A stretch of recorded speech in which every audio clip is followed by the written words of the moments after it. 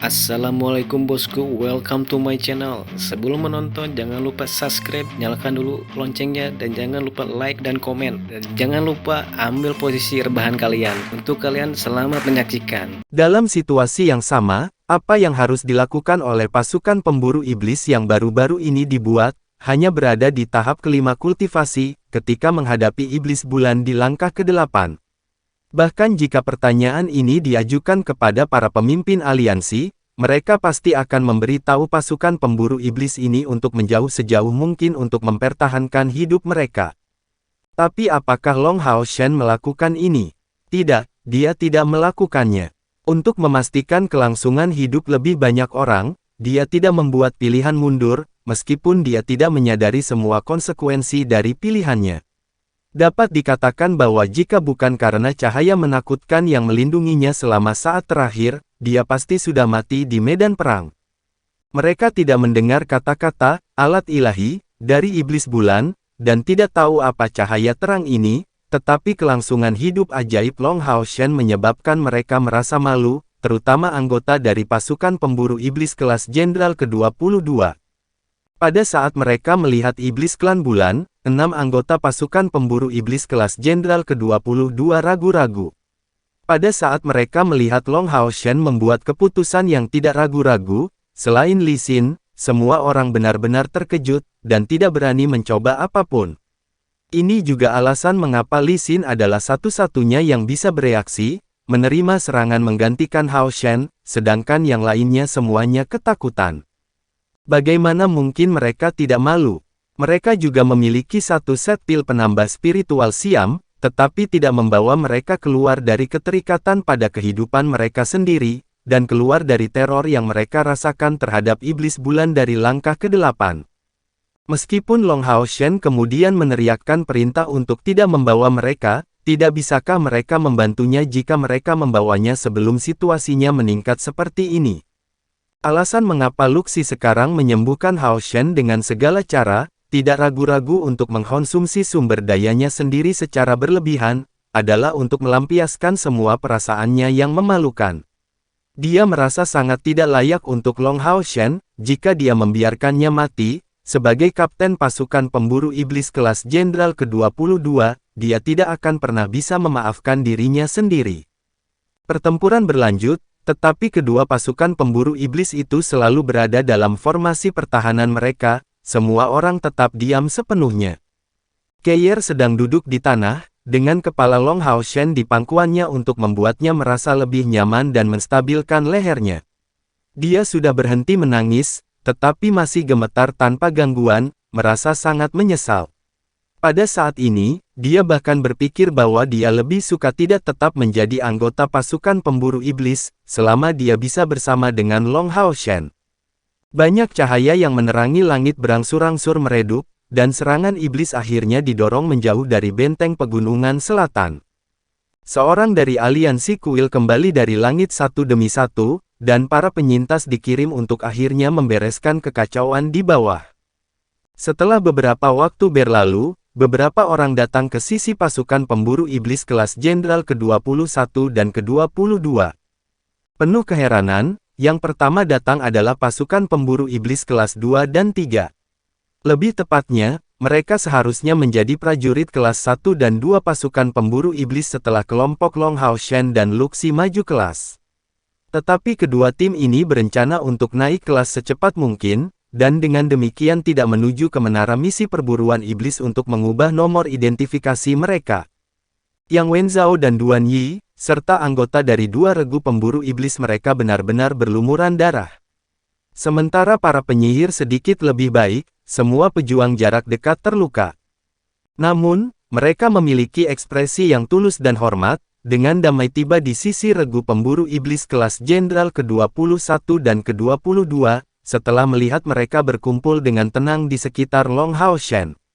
Hanya Yang Wenzhao dan Duan Yi yang maju lebih jauh, menggumamkan beberapa kata ke telinga Luxi, sebelum tampak lega setelah mendapatkan konfirmasi keselamatan hidup Long Hao Shen.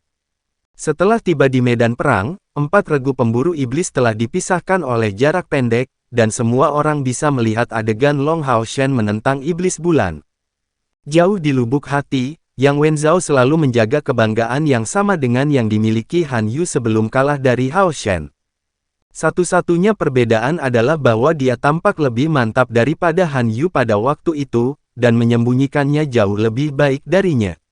Namun, dia sekarang akhirnya menemukan betapa murahnya harga dirinya. Ketika dia melihat iblis klan bulan dari langkah ke-8, yang dia pikirkan hanyalah menyelamatkan timnya dari kerusakan, sedangkan Long Haoshen menghadapinya secara langsung. Yang Wenzhao sudah mengagumi kekuatan Long Haoshen, tetapi baru sekarang dia mengerti bahwa bukan hanya dalam kekuatan dia kalah melawan Long Haoshen. Setelah dua prajurit kelas pasukan pemburu iblis, yang berikutnya yang harus diikuti adalah yang berasal dari pasukan pemburu iblis kelas Jenderal ke-8. Mereka berada dalam situasi yang sama dengan dua pasukan pemburu iblis kelas prajurit, hanya berdiri di sisi Hao Shen. Setelah itu, tentara biasa dari 6 kuil besar kembali, tetapi mereka dengan cepat bergabung dengan 5 regu pemburu iblis itu. Segera, lebih dari 1.000 orang sudah mengepung Long Haoshen dan Keyer. Di medan perang, melihat seseorang menyelamatkan rekan seperjuangan adalah hal yang sering terjadi. Persahabatan antara tentara dan saudara seperjuangan akan sering muncul, karena hubungan khusus yang diciptakan antara penyelamat dan orang yang diselamatkan. Tapi bagaimana dengan seseorang yang menyelamatkan puluhan, ratusan, atau bahkan ribuan rekan seperjuangan di medan perang? Tepat setelah Long Haoshen memimpin pasukan pemburu iblis kelas Jenderal ke-21 dan ke-22 untuk bergabung dengan medan perang, mereka segera menjadi sasaran perhatian rekan-rekan mereka. Menghadapi musuh dengan keberanian dan tekad, berturut-turut membunuh iblis dari langkah ke-6 dan ke-7, dan bergegas ke barisan musuh terlebih dahulu, mereka menjadi garda depan serangan balik. Mungkin, tentara biasa tidak dapat memahami kekuatan seperti apa mereka, tetapi perwira militer berpangkat tinggi dari benteng pegunungan selatan secara alami dapat mengetahui bahwa mereka adalah pemburu iblis. Dan menurut usia mereka serta kultivasi mereka, mereka harus menjadi prajurit tingkat prajurit atau kelas jenderal pasukan pemburu iblis. Tapi apa yang mereka lakukan jauh dari bidang aksi pasukan pemburu iblis kelas bawah. Jika itu adalah iblis dari langkah ke-8 atau ke-9, atau bahkan iblis dari langkah ke-7 yang menghadapi iblis klan bulan, ini tidak akan menyebabkan keributan seperti itu.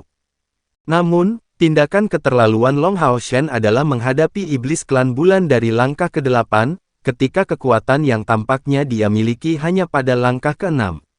Dan apa yang tidak diketahui para penonton adalah bahwa dia sebenarnya baru saja menembus kemacetan langkah ke-6 ini. Langkah ke-6 versus langkah ke-8, konsep macam apa itu? Para prajurit tidak mengerti mengapa iblis bulan dari langkah ke-8 akan muncul di medan perang di bawah, tetapi mereka jelas tahu bahwa ratusan rekan mereka mati di tangan iblis bulan dari langkah ke-8 ini. Bahkan sebelum berbicara tentang serangan balik, ketika dia muncul, ratusan dan ribuan pejuang telah akan dimusnahkan di tangan musuh ini. Ini adalah langkah ke-8, dan orang mungkin membayangkan kekuatan macam apa yang milikinya. Tapi Long Haoshen masih memilih untuk menghadapinya, mengabaikan segalanya untuk menghadapi iblis klan bulan dari langkah ke-8. Para prajurit yang bertempur dengan keberanian dan tekad tidak merasakan serangan iblis bulan mencapai mereka.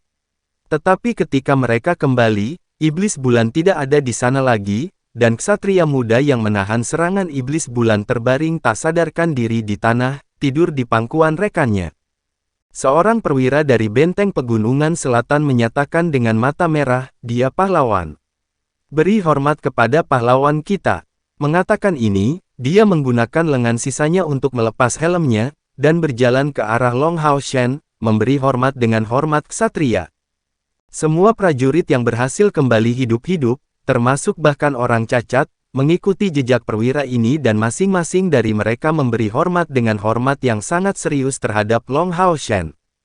Adegan ini sangat mengejutkan, tidak hanya ada tentara yang memberi penghormatan, tetapi juga berbagai regu pemburu iblis, termasuk bahkan beberapa regu pemburu iblis kelas komandan yang bergegas kembali.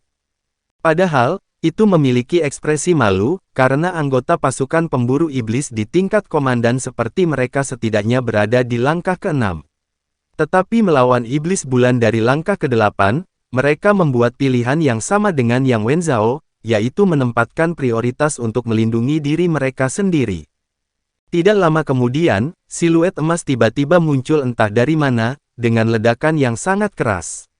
Dia mengenakan baju besi emas gelap yang didekorasi dengan elegan, dan pada saat dia mencapai tanah, semua orang segera membungkuk pada siluetnya yang bermartabat. "Minggir, kalian semua!" Ksatria berpakaian emas itu berteriak keras, tiba-tiba melepas helmnya, dan memperlihatkan wajahnya. Justru kepala ksatria suci Han Qian. Mungkin beberapa tentara eksternal tidak dapat mengenali Han Qian, tetapi bagaimana mungkin mereka yang berasal dari pasukan pemburu iblis tidak mengenali kepala ksatria suci ini? Membuat tergesa-gesa untuk menyingkir satu demi satu, mereka membiarkan sebuah lorong dibentuk untuk dia lalui. Han Qian buru-buru melangkah maju, tiba di depan Long Hao Shen. Melihat ksatria muda ini tidak sadarkan diri, dia segera terlihat serius. Seketika berbalik, dia menamparkan wajah Han Yu dengan keras, menyebabkan dia tersandung kembali dari keterkejutannya. "Bagaimana kamu melindungi tuanmu sebagai ksatria punggawa? Kenapa kamu bukan orang yang jatuh pingsan?" Han Qian meneriakkan kata-kata ini dengan penuh amarah, sebelum buru-buru memeriksa kondisi Long Hao Shen. Karena dia merasakan aura cahaya suci yang intens datang darinya, Geyer tidak menghentikannya. Han Yu pulih dari kejatuhan yang disebabkan oleh tamparan kakeknya, tetapi tidak membantahnya dengan cara apapun. Meskipun darah masih mengalir di sudut mulutnya, dia bangkit dengan susah payah, dan berdiri di posisi sebelumnya. Sesaat kemudian, ekspresi wajah Han Qian mereda, sebelum menjadi sangat aneh. Muncul lagi, suara Han Qian ditransmisikan jauh, "Saya adalah kepala ksatria dari aliansi ksatria, Han Qian. Anda masing-masing, perwira dan tentara, sekarang harus kembali untuk beristirahat dan mengatur ulang di barak Anda sendiri, alih-alih tinggal di sana. Kehidupan ksatria muda ini tidak dalam bahaya, dan aku bisa menjanjikan ini padamu demi kehormatan aliansi ksatria. Dia pasti akan pulih." Perwira yang tampaknya berpangkat tertinggi di antara semua orang yang hadir melangkah maju. Itu adalah pria yang sama yang pernah berteriak kepada tentara lain sebelumnya. Dia melangkah dan berlutut di depan Han Qian, berbicara dengan suara keras juga, "Kepala ksatria suci senior yang terhormat, kami meminta untuk diberitahu nama pahlawan itu." Han Qian tiba-tiba mengerutkan bibirnya. Melihat mata semua orang di sekitarnya memerah, dia tiba-tiba berteriak lebih keras sebagai jawaban, "Berdiri." Tidak ada seorang pun di sini yang pantas mendapatkan orang lain berlutut di hadapannya. Ksatria ini bukan satu-satunya pahlawan di sini. Jangan bilang itu tidak sama untuk setiap prajurit dan perwira yang memberikan segalanya di benteng pegunungan selatan. Kalian semua sama-sama pahlawan. Mendengar kata-kata ini, semua prajurit dan perwira terdiam sesaat, sebelum mereka tiba-tiba bersorak gembira satu demi satu. Itu benar, mereka akhirnya memenangkan pertempuran ini. Tidak peduli betapa menyedihkannya kemenangan ini, mereka akhirnya mengusir musuh, dan mereka semua adalah pahlawan, pahlawan yang melindungi umat manusia. Sorak-sorai tidak berlangsung lama, dan segera, seolah-olah telah direncanakan di depan, sorak-sorai berangsur-angsur mereda, sebelum semua penampilan berkumpul secara kebetulan pada Han Qian. Memahami pikiran mereka, Han Qian mengangguk, "Yang kalian semua sebut pahlawan disebut Long Hao Shen, kapten pasukan pemburu iblis kelas jenderal ke-21. Ingat namanya, sebagai kepala tambahan dari aliansi kuil, ini adalah jenis ksatria yang saya hormati.